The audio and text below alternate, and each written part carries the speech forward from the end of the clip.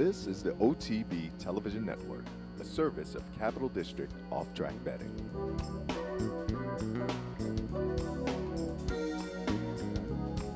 Imperative has circled up outside of Long River, and Game On Dude, and the three of them will turn for home together. Moreno is fourth. Kent DeSormo and Imperative have taken the lead on the outside. Game On Dude is all out. He is back running in second. Moreno is third. In an absolute shocker, Imperative and Kent DeSormo have won the Charlestown Classic.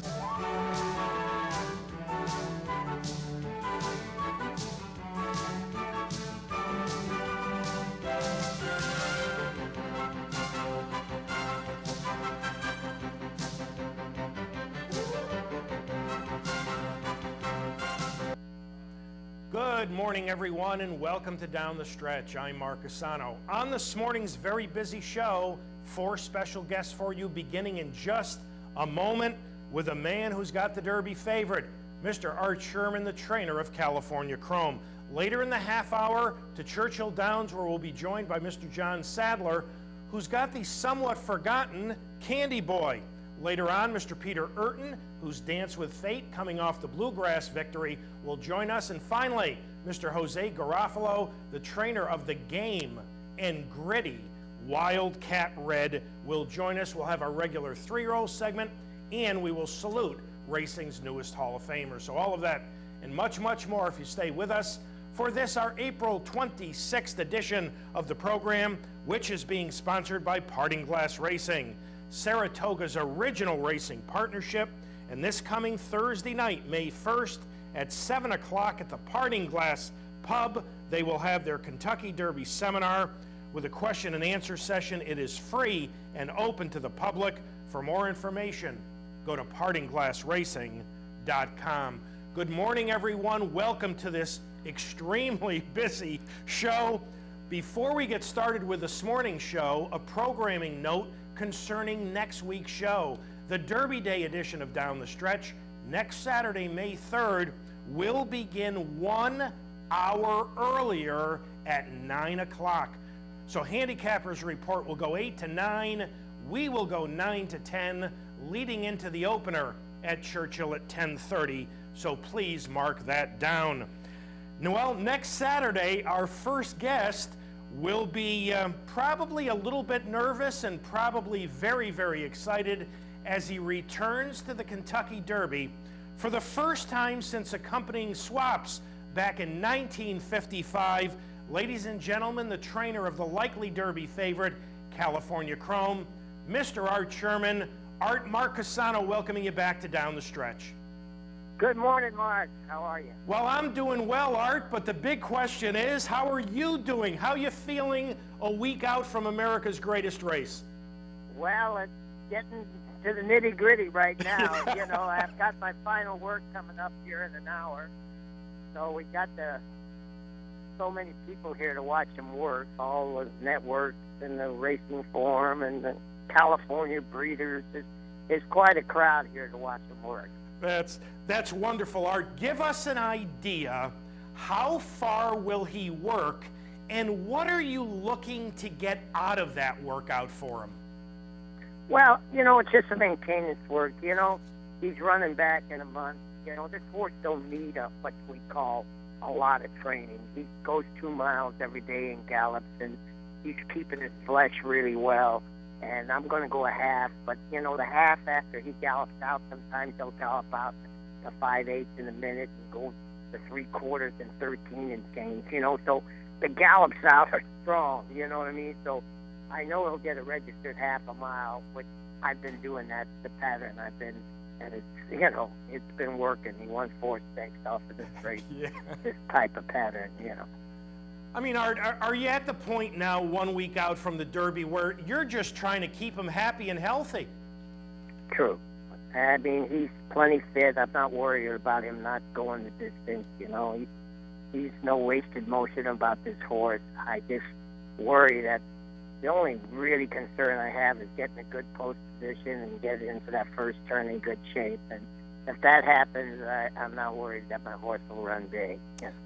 Well, we'll talk about post positions a little bit later, but right now I want to take you and the audience back to the Santa Anita Derby. California Chrome number 5. I'd like the audience to focus in on number 5. Art, he got a bit antsy in the gate. Unlike the San Felipe, here he missed the brakes slightly. What did Victor Espinosa say to you about that? Well, I could see what was happening, you know. As being a former rider, I could see that's where I have to school him a lot. I schooled him yesterday. In the mornings, he's fine. In the afternoon, he gets a little where he wants to be a little anxious, you know. And I was watching him, and he was fine with his nose right in the V, and then all of a sudden he just turned his head to the side, and sure enough, boom, they kicked it, you know. And when they kicked it, he was just not in the V, you know, but he recovered fast. He got bumped leaving there.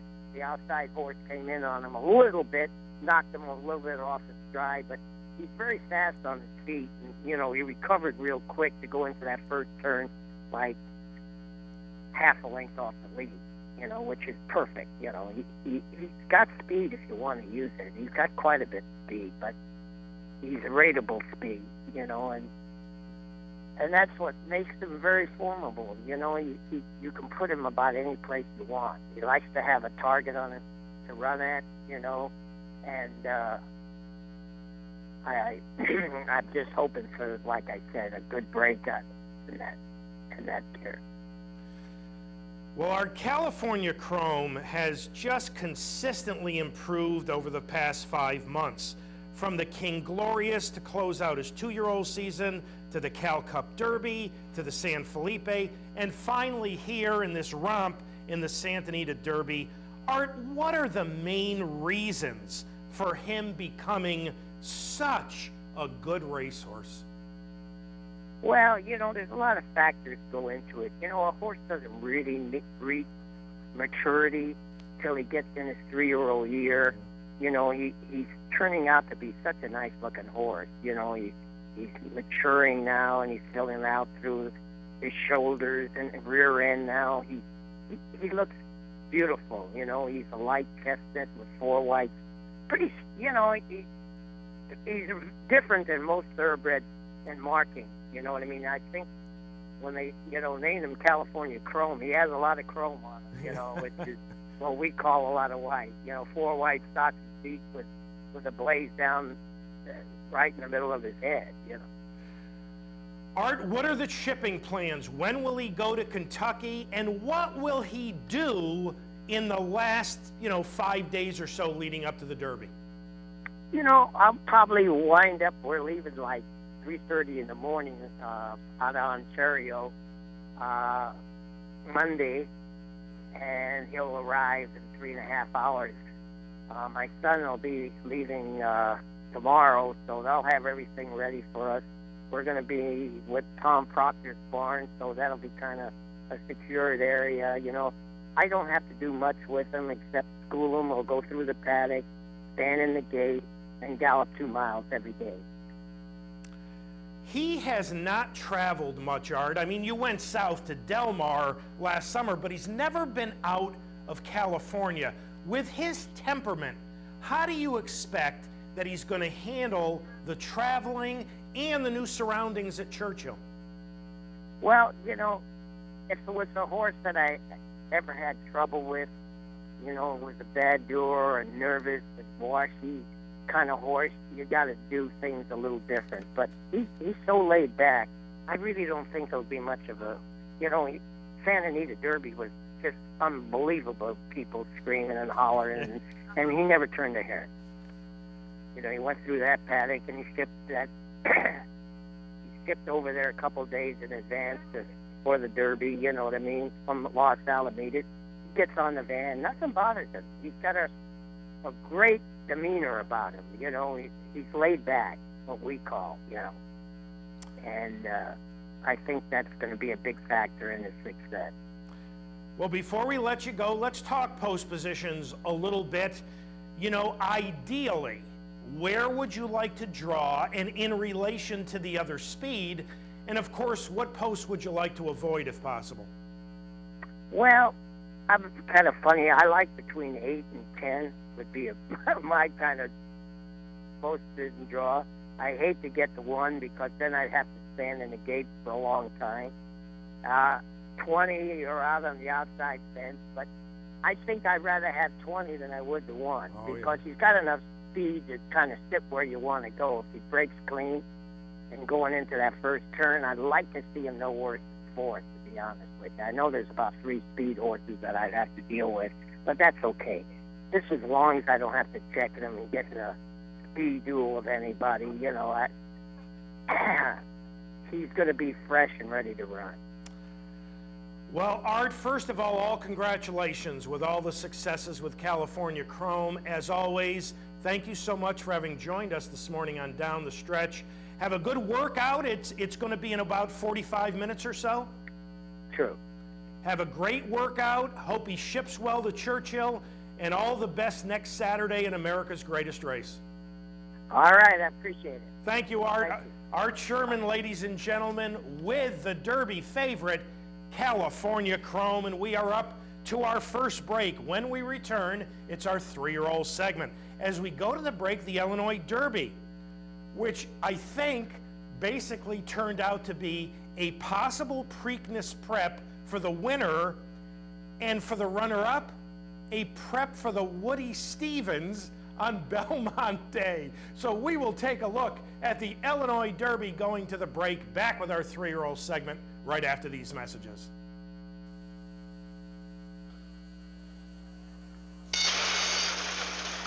They're off.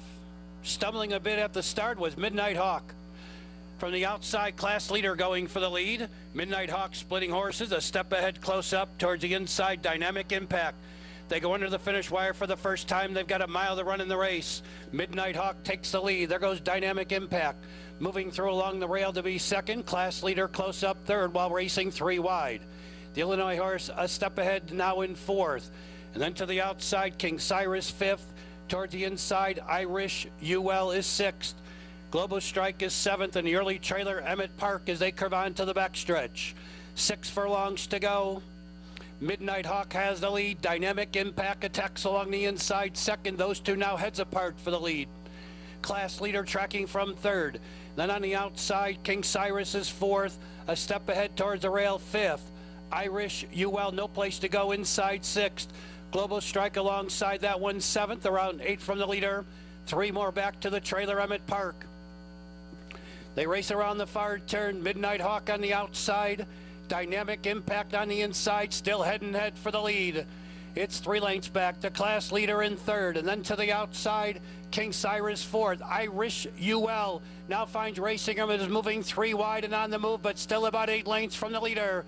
Around the turn, they're in the stretch. They straighten away for the final quarter mile of the Illinois Derby, and Midnight Hawk has the lead by 1.5 lengths. Dynamic Impact still trying hard on the outside 2nd. It's a gap to class leader 3rd. Irish UL 4th inside the final furlong. The whip comes out on Midnight Hawk. Dynamic Impact won't go away. It's Midnight Hawk. Dynamic Impact surging on the outside. Nose is at the wire. Midnight Hawk. Dynamic Impact can't split the top 2. It's very, very tight. Noses apart at the wire, can't split the top 2. It's very tight. We do know Irish UL was 3rd, class leader 4th. That's an extremely tight photo. Whose nose was down at the wire? The 2014 Illinois Derby. This is the OTB Television Network, a service of Capital District Off-Track Betting.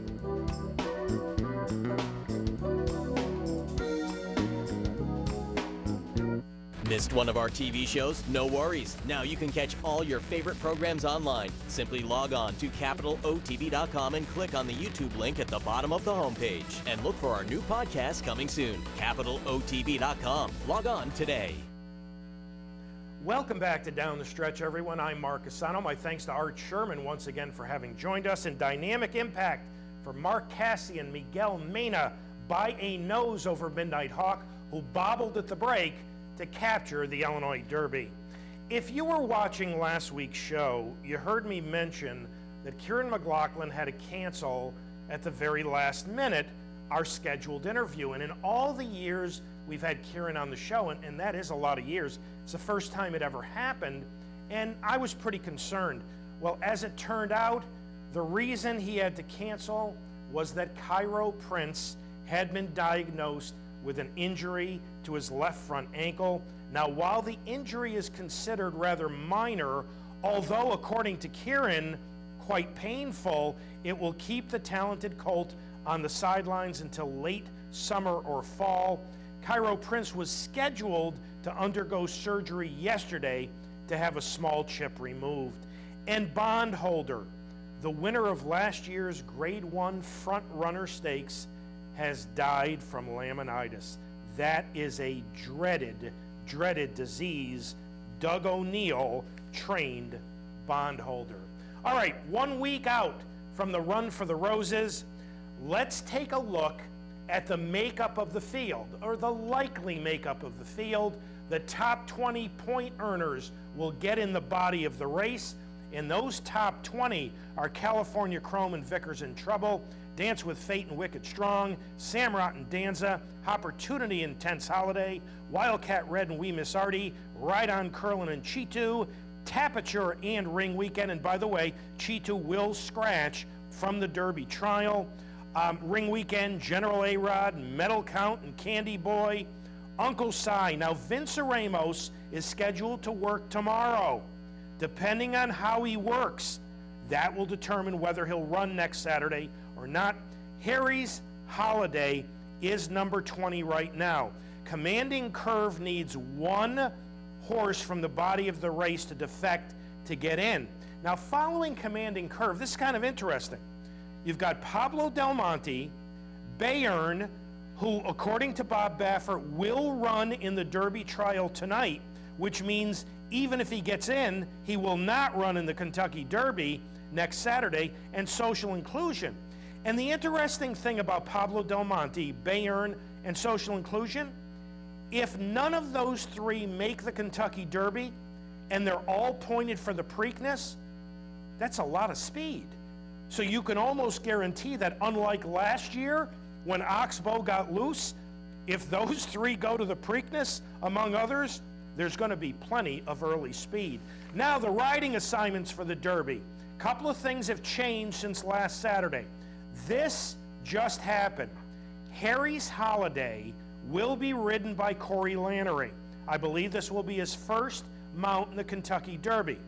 Wildcat Red, who originally had Rafael Bejarano named, will now be ridden by Luis Saez. And we will talk to Jose Garoffalo later on about that. And We Miss Artie, as I kind of speculated on last week's show, Javier Castellano, could have the mount if he wanted it.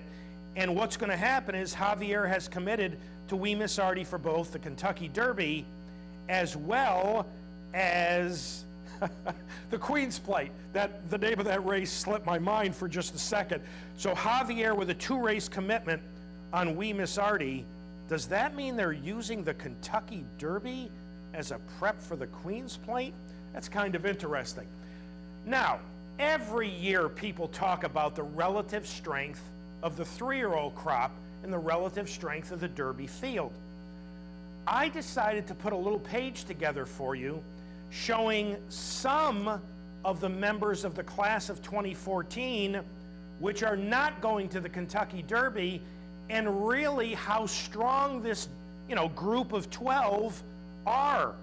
Shared Belief, Cairo Prince, Honor Code, Top Billing, The Undefeated Constitution, Tonalist, who's going to go to the Peter Pan, Bayern and Social Inclusion, not likely to get in the Derby, Kid Cruz, New Year's Day, Havana, and Mexicoma. Now, granted, Shared Belief, New Year's Day, and Havana would have had to progress, to be legitimate threats in the Derby, but these dozen that you see on the screen, these dozen, in my opinion, are anywhere from a bit stronger to substantially stronger than maybe the middle to bottom dozen that are going to run in the Derby. So, you know, this really diminishes the overall quality of this year's Kentucky Derby field. That's a pretty good group right there. Now, the 4 newest members of racing's Hall of Fame were announced yesterday in alphabetical order. They are Ashado, the 2-time champion filly owned by Starlight Racing, and congratulations to Donnie Lucarelli and Jack Wolf. Curlin, 2-time Horse of the Year and the winner of a North American record $10.5 million, gets in his first year on the ballot. Trainer Gary Jones, who won 1,465 races during his 20-plus year career, and jockey Alex Solis, a winner of nearly 5,000 races and $235 million in purses. Now, folks, the final 2 spots, which Solis and Jones got, were very close, with only a handful of votes separating them from Extra Heat and Craig Perrette, who finished 5th and 6th, respectively. Remember, it was predetermined that 4 nominees would be elected. And a pair of Hall of Famers have died. Safely Kept, the terrific female sprinter who was inducted into the Hall in 2011, died recently at the age of 28. During her brilliant career, Safely Kept won 24 races, 22 of them in stakes, including the 91 Breeders' Cup Sprint. And Flatterer, the champion steeplechaser 4 times, has died at the age of 35. Flatterer, who was inducted into the Hall in 1994, had been the oldest living Hall of Famer, as well as the oldest living Eclipse Award winner. And Daily Racing Form reported recently that Unbridled Belle, who back in 2007 won the Belle Dame in the Delaware Handicap, has died in Japan. All right, couple of, well, actually, on a much more pleasant note, the great Zenyatta produced a filly by Warfront on Easter Sunday. Reports are that both mother and daughter are doing well. And trainer Larry Jones has been released from a Delaware hospital after suffering internal injuries. Jones was involved in a spill during training hours at Delaware Park. He suffered 2 fractured ribs and bleeding on the brain after being thrown from a young filly he was riding. And the New York Racing Association announced its 2014 Spa Stakes schedule. The major news, the Travers is now worth $1.25 million. But it will not have the biggest purse at Saratoga. The Whitney had its purse doubled to $1.5 million. You know, it's kind of unusual that the showcase race for a meet does, and it's always been the Travers, does not have the largest purse. And a friend of mine pointed out to me that it looks like there will be only 1 Twilight Racing card this year at Saratoga. And quickly, the Breeders' Cup announced they are getting rid of the marathon. No more Breeders' Cup marathon. A couple of races to look at quickly, beginning with the Charlestown Classic for $1.5 million. The 3-5 favorite, number 3, Game On Dude, the defending champion, here in front. But he had taken a lot of pressure early from Moreno, then second choice Long River, a surprisingly low 2-1 to me, comes up to confront him. All of the pressure would finally take a toll on Game On Dude in the lane, as number 7 Imperative would rally on the outside for a 1.5-length upset of the Charlestown Classic. A fine second 2-back in the San Antonio, Imperative had finished 7th of 8, beaten nearly 18 lengths by Game On Dude in the Santa Anita Handicap in last. Claim for $50,000 back in December at Hollywood Park. Imperative wins 20 times that much in the Classic for trainer George Papapodroumou and Kent DeSormo. Game On Dude held second over Moreno, while Long River, who had put ahead in front midway around the turn, tired badly to finish 5th. Next up, the ungraded Santa Lucia and the 2014 debut of dual champion Beholder. Stalking in second In her first start since her powerful victory in last year's Breeders' Cup Distaff, Beholder was using this race as a prep for the June 7th Ogden Phipps at Belmont and her possible rematch with Princess of Silmar and Close Hatches. While her trainer Dick Mandela had said prior to this race that Beholder wasn't at her best, she was pretty darn good, completely dominating her 4 overmatch rivals by 5 1/4 lengths. Beholder, who was a champion at both 2 and 3, was winning for the 9th time in 13 career starts, and the potential showdown 6 weeks from today in the $1 Million Phipps will certainly be one of the highlights of NYRA's greatly enhanced Belmont Stakes Day of racing.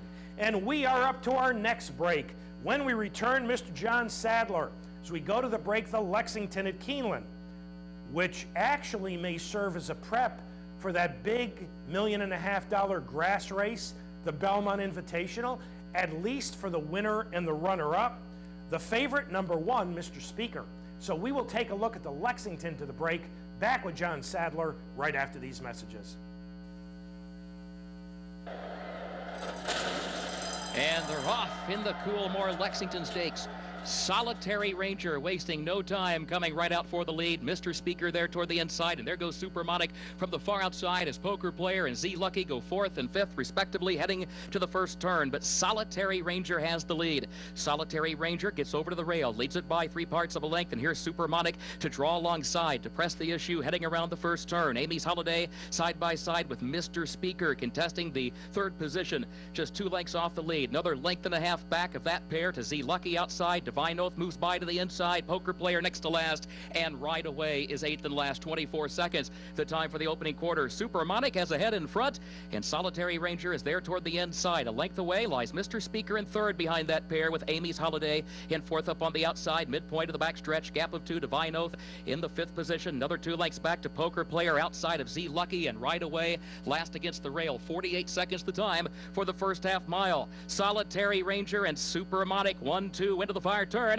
separated by a half length. Amy's Holiday 3rd up on the outside, a length and a half off the lead. Mr. Speaker is 4th, looking for some running room. 2 lengths from the front. There's Divine Oath moving into the clear on the far outside. 5th to 4th to 3rd. They're coming to the quarter pole. Solitary Ranger has a head in front. Supermonic is 2nd, a length and a half. Divine Oath ridden along 3rd. Mr. Speaker still tucked away toward the inside in 4th. Short stretch into the final furlong at the Coolmore Lexington. Mr. Speaker changing lanes to the outside. Divine Oath out in the center of the racetrack. Mr. Speaker to the lead in the final furlong. Mr. Speaker kicking on for the finish for Jose Lescano. Mr. Speaker takes the Coolmore Lexington Stakes. Close for second, either Divine Oath or Supermonic. The time, 1 minute, 44 seconds.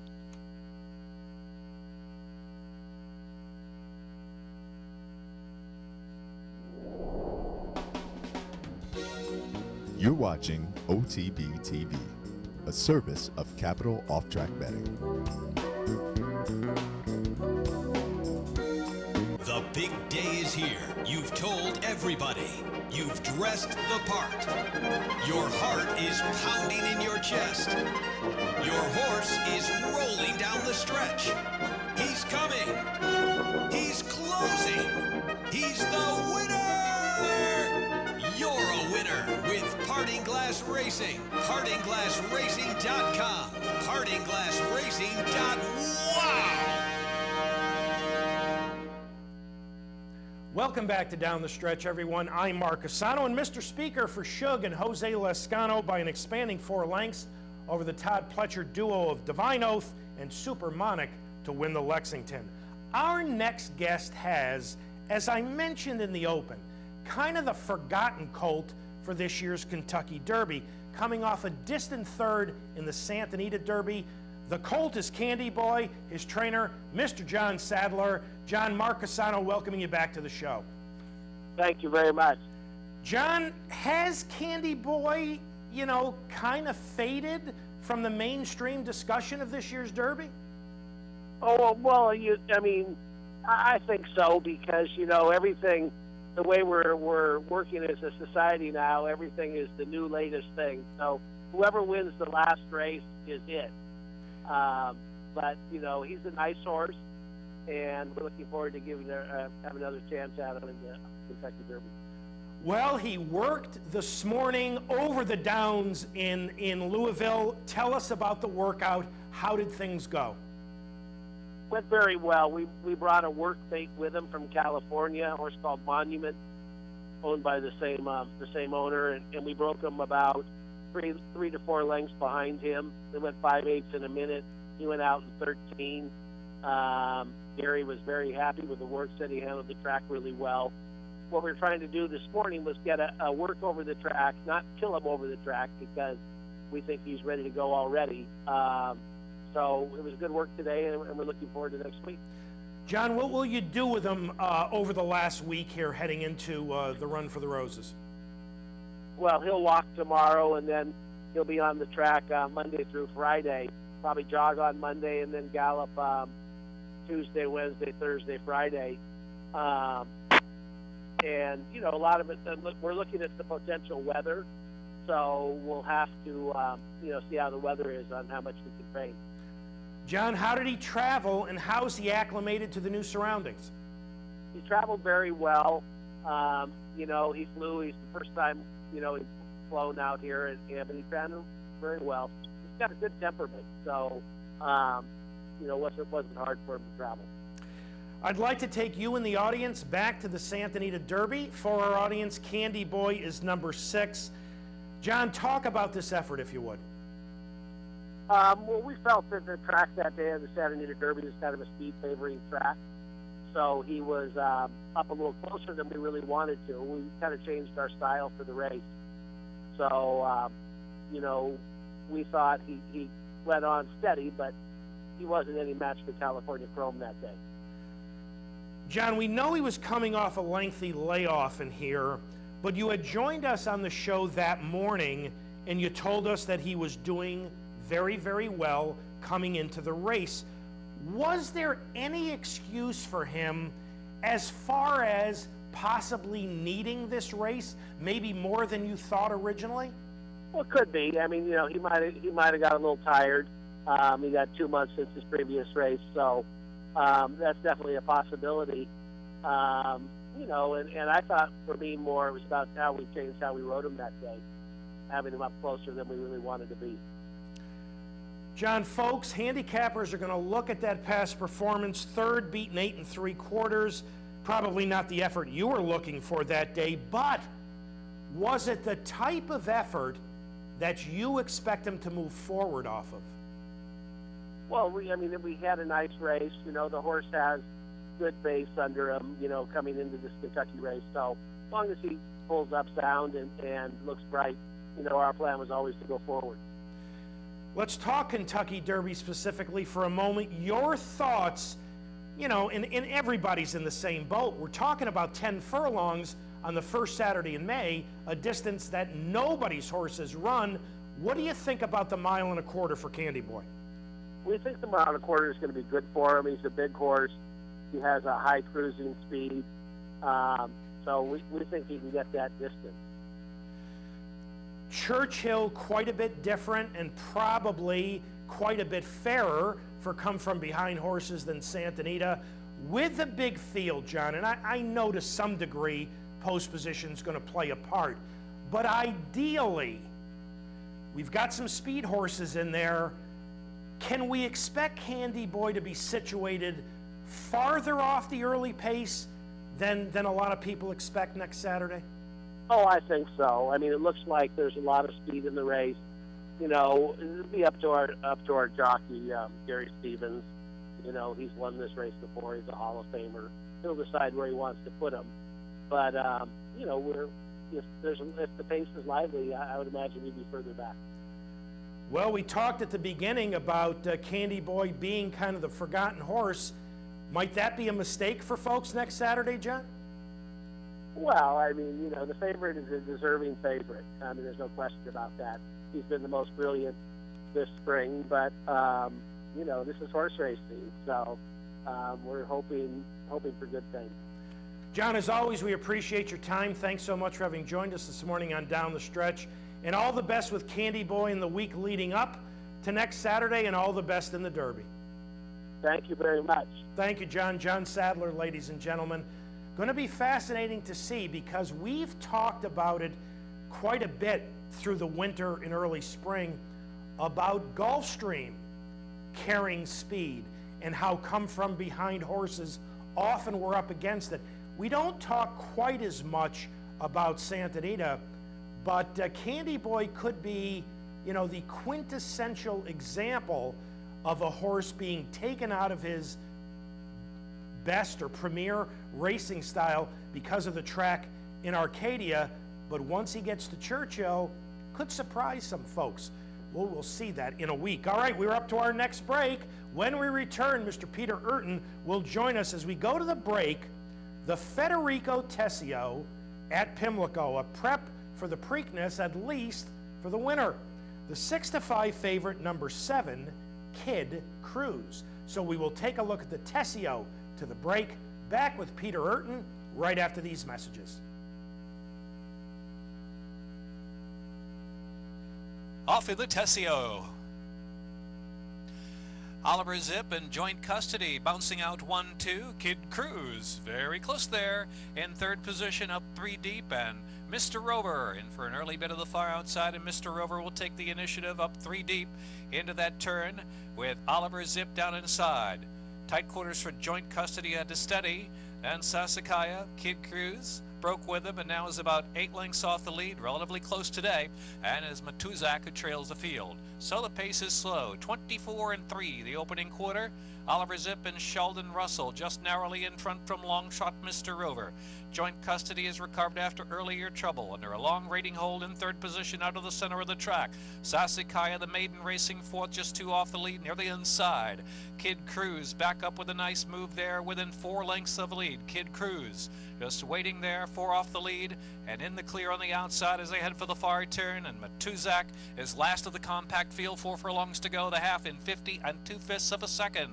So around the far turn, Mr. Rover takes over. Mr. Rover's got ahead in front from Oliver Zip in second, joint custody with a 3-wide run third, and Sassicaia down inside fourth position. Kid Cruz on the far outside racing fifth with 2.5 furlongs left to go, and Matuzak is last, a quarter to go at Pimlico. The 6 in 1:16-1, and they straighten on for home.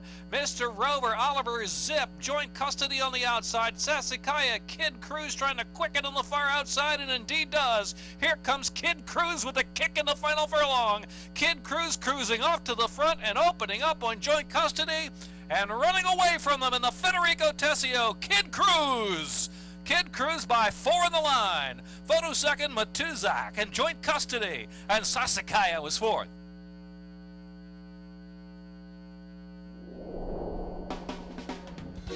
This is the OTB Television Network, a service of Capital District Off-Track Betting.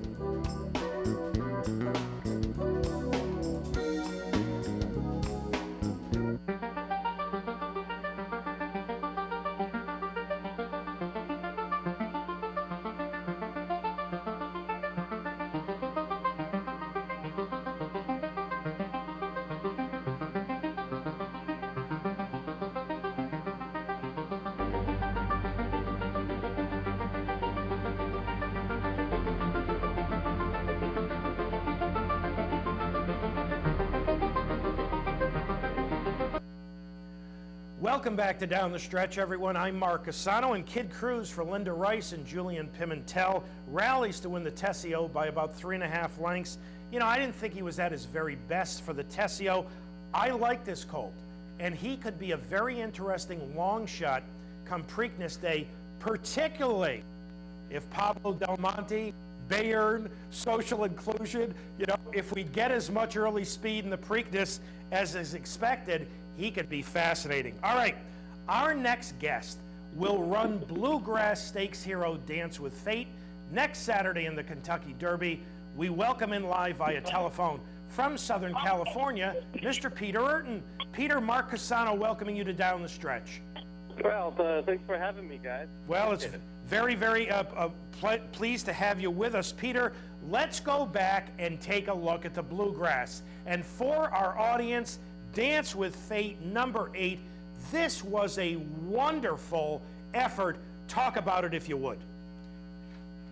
It was an effort that we have been planning for a long time. It was a race that was kind of like in our eyes because we always thought he was a very, very good synthetic horse based on his races in San Diego at Del Mar.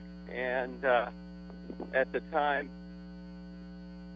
when we ran in the Breeders' Cup, it wasn't quite the race that we were looking for. His dirt races weren't that good at the time, so we just kind of backed off on him and let him grow up a little bit. And it just was a lot of fun. I mean, it just worked out well for us. Those things don't always happen that way. You plan things out 4, 5, 6 months ahead of time. They don't always go your way, but it just happened to go our way beautifully. Yeah, it certainly did. I mean, everything worked out perfectly here. Got a great trip. You know, Peter, what interested me so much was following his second in the El Camino Real, which was a very good effort. You, as you mentioned, you immediately chose the Bluegrass. Now, you talked about his preference for synthetic. You also felt that time between races is quite suitable for him. Talk about that, if you would. Well, we had 2 months after the El Camino, which I thought might be a little bit too long for him at the time. Trying to keep him fit without overtraining him was always a worry. I think in any trainer's mind, 2 months off going into a race on synthetic, they're always going to be concerned about having him fit. But 2 months between races for him has been good because he's just growing and getting stronger all the time.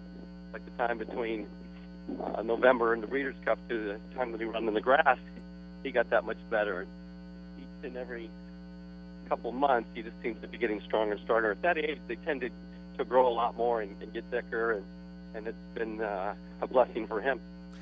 Now, Peter, obviously the preference for synthetic and the preference for time between races, neither is going to come into play for his next start because you're wheeling him back in America's greatest race. Talk about that. Well, it's 3 weeks. It wasn't a plan after the Bluegrass, as you know. I mean, I hadn't even planned on running him in the Derby, but after a week after the race and doing so well, and you know, it's the chance of a lifetime for him and for my clients, as well as myself. Believe me, if he wasn't doing as well as he is, he wouldn't be running. So it wasn't a case where the owners said, look, we made him a late nominee to the Triple Crown. We want to run in the Derby under any circumstance. Not a bit. I mean, we all got together and made a decision based on the opportunity and let the horse speak for himself as far as how he's doing. And he hasn't he's put on weight. He looks great. There's no reason not to go. That's basically what I asked myself. Is there any reason not to go? And the only reason was that I could think of was the change from surface. And everybody says that turf horse, synthetic horse can run at Churchill, so why not? Well, while it does appear that he is better on synthetic, you know, he did run second in a 2-year-old Grade 1 in the front runner. What are your biggest concerns with him and dirt? Is it his stride? Well, is it his physical makeup? No, actually, his physical makeup is not an issue.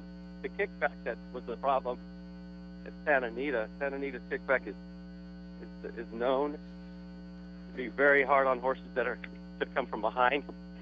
In the Breeders' Cup, he got away bad, and he just got plastered back there. And Bayerano used to tell me that he just doesn't like to get hit in the face a lot with dirt. But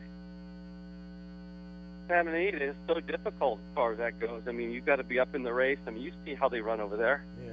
They don't change positions a lot. I'm hoping that Churchill's a little different. It doesn't fly back as hard because my horse isn't going to be tactically up close. His style suits that track, but we'll just have to see if he can handle dirt 6 months later. He's much stronger now and behind, So I'm hoping for the best. Peter, he'll be working about noontime East Coast time today at Santa Anita. Tell us how far he'll be working, what you're looking to get out of that work, and will it be on grass? It won't be on grass. It rained here last night, just ever so. They canceled all the grass workouts. I wasn't going to work anyways. When it rained, I didn't say where to let me because it gets a little bit slippery when it just rains, because the surf course is very hard, and I think the water just sits on top. And so he's going to work on dirt at 9 o'clock. He's going to go a half a mile. He's going to gallop out in a good 5/8. We're not looking for anything serious. He obviously is fit. He just ran 3 weeks ago. He runs well fresh. So all I want to do is just let him go out there, stretch his leg, and turn his blood over a little bit, and then keep him happy and keep him sharp, because he's got a long trip ahead of him on Monday. Well, Peter, we appreciate your time this morning. Thank you so much for having joined us this morning on Down the Stretch. Congratulations on the Bluegrass victory, and all the best next Saturday in the Kentucky Derby. Well, thank you very much. I appreciate that, and we'll see what happens. We're all excited. Best of luck. Peter Eurton, ladies and gentlemen, the conditioner of Bluegrass Hero, Dance with Fate. And we are up to our final break. When we return back to Churchill, we'll welcome Mr. Jose Garoffalo. As we go to the break, the distaff at Aqueduct, the slight favorite at 2-1, number 1, La Verdad. So we'll take a look at the distaff to the break. Back with Jose Garoffalo right after these messages.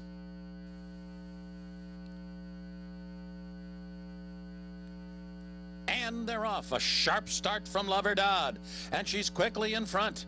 Very sharp for the gate, La Verdad, out there for that lead. Munning Sisters come out running in second. Kauai Katie up there in between horses. Then on the far outside, Bridgehampton with the pacemakers, and it's 2 lengths back to Lion DNA, who's now 5th. My Pal Chrissy and Miss Doro's at the back of the pack. La Verdad, the leader, is the race for the far turn. Well out into the track, maybe the 5 path there for Bridgehampton. A sizzling first quarter, 22 1/5 seconds, and it's Bridgehampton and La Verdad, and they are going at each other in a fierce way here with 3 furlongs to go. Munning Sister runs in 3rd. Down toward the inside, it's Lion DNA now 4th. Kauai Katie not today dropping back. Miss Darrell comes on through. My Pal Chrissy is last at the top of the stretch. And now the field turns for home, and it is La Verdad. La Verdad is shaking loose here and opens up a 5-length lead. Munning Sister and Kauai Katie on the outside. My Pal Chrissy moving belatedly. They're coming down to the finish, and it is La Verdad. Oh, she is very good. And that's the truth. Kauai Katie did get second. My Pal Chrissy was 3rd, and Munning Sister a sparkling 6 furlongs and 9 flat.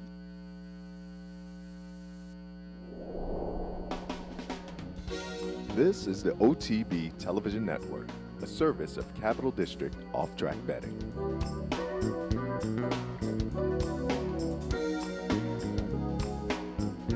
Funding your Capital OTB bet account is as easy as 1, 2, 3. 1. Easy Money. Clearly the fastest and easiest method of depositing funds into your account. Make deposits or withdrawals in just minutes. 2. Green Dot Money Pack. Gives you instant access to your funds. Green Dot Money Packs are available at thousands of retailers nationwide. And 3. MasterCard Visa. Simply click on the link from the funding page, enter your account information, and fund your account. CapitalOTBBet.com. Log on today.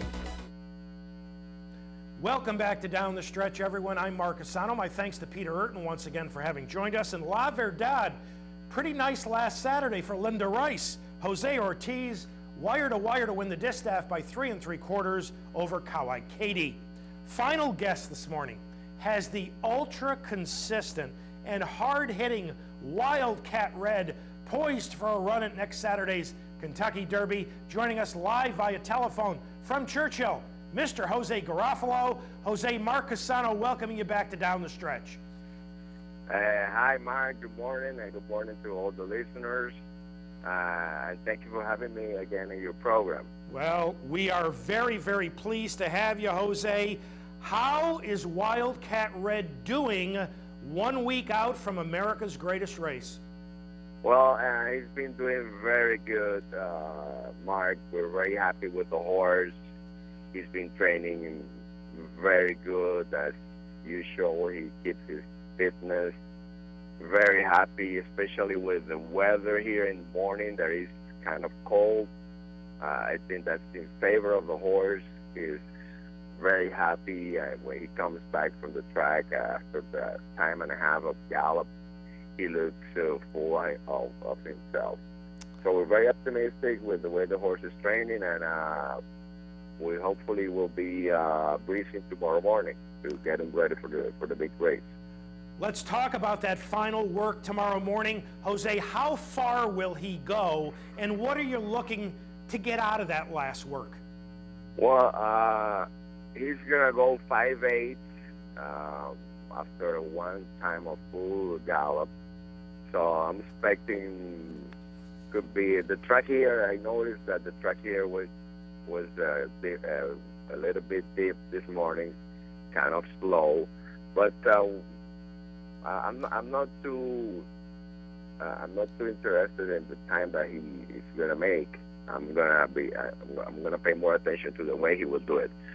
But I'm expecting maybe a 1:01 or 1:02 with a good finish. That's all we need. And the rider Luis Saez is coming tomorrow to breeze the horse, which is a very important thing for the horse. You know, Jose, I was going to save this for later, but we may as well get to it right now. Originally, you had contacted and named Rafael Bejarano, who obviously is a very fine rider. You had given him the Derby mount on Wildcat Red. When Luis Saez came open with the injury to Cairo Prince, now you have Luis. Please explain that situation to our audience. Yeah, well, our first choice, the first time after the Florida Derby, our first choice was Luis Saez. But then he has the commitment with the horse Cairo Prince. So we tried to find another rider, and I named Bejarano, which was the best option of all, because the rest of the riders they were busy. They have commitment with the other barns. But since Cairo Prince was scratched from the race, the owners asked me to put back Luis Saez on the horse, and that's what we did. And I think it's the best for the horse. He knows the horse. He breezed the horse last week, and he's going to breeze it tomorrow. And I spoke to Bejarano, and he couldn't come to Florida to breeze the horse, and he couldn't come to Churchill to breeze the horse before the race.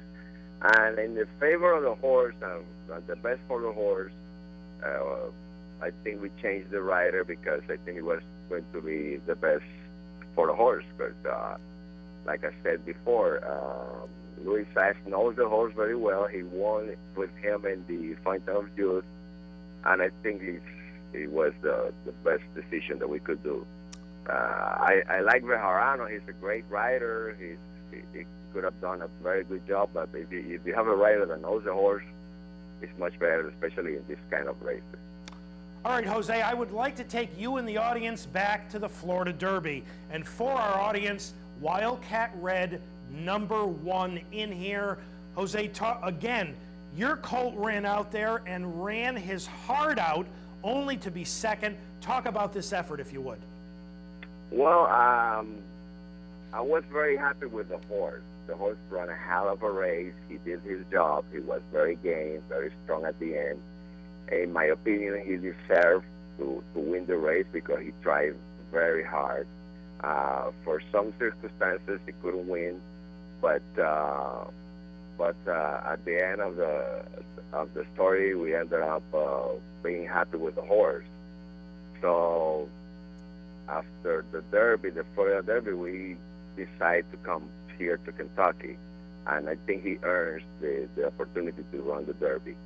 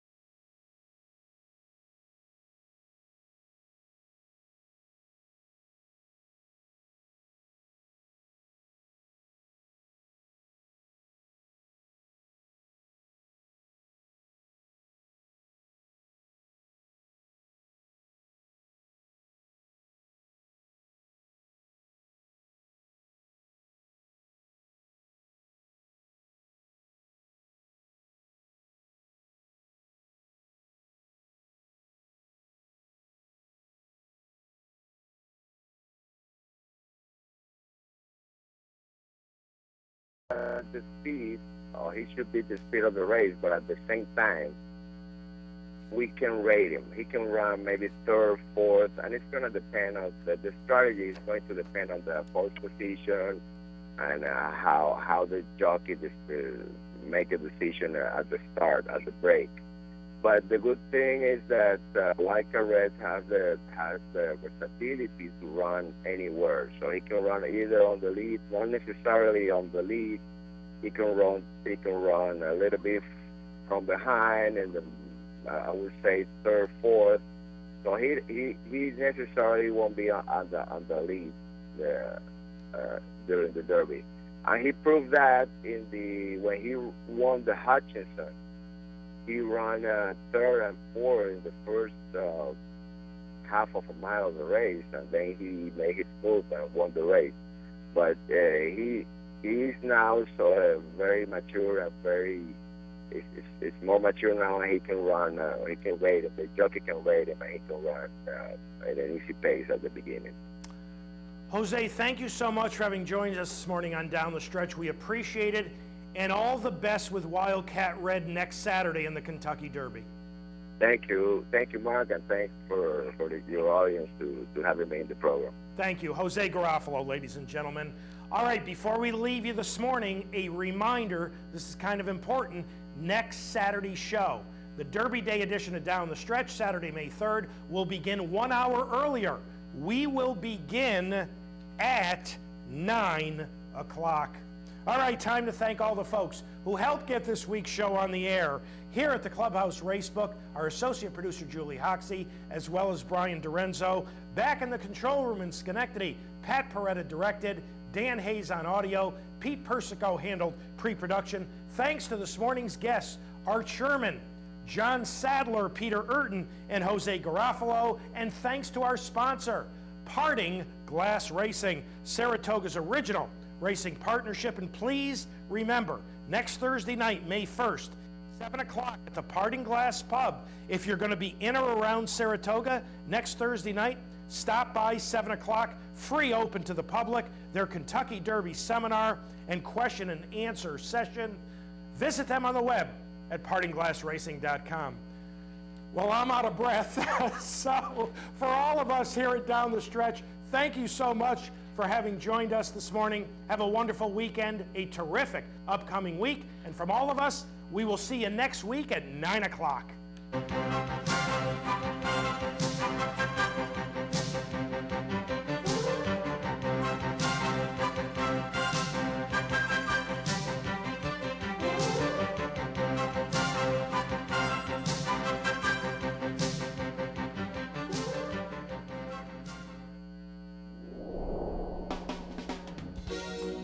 You're watching OTB TV, a service of Capital Off-Track Betting.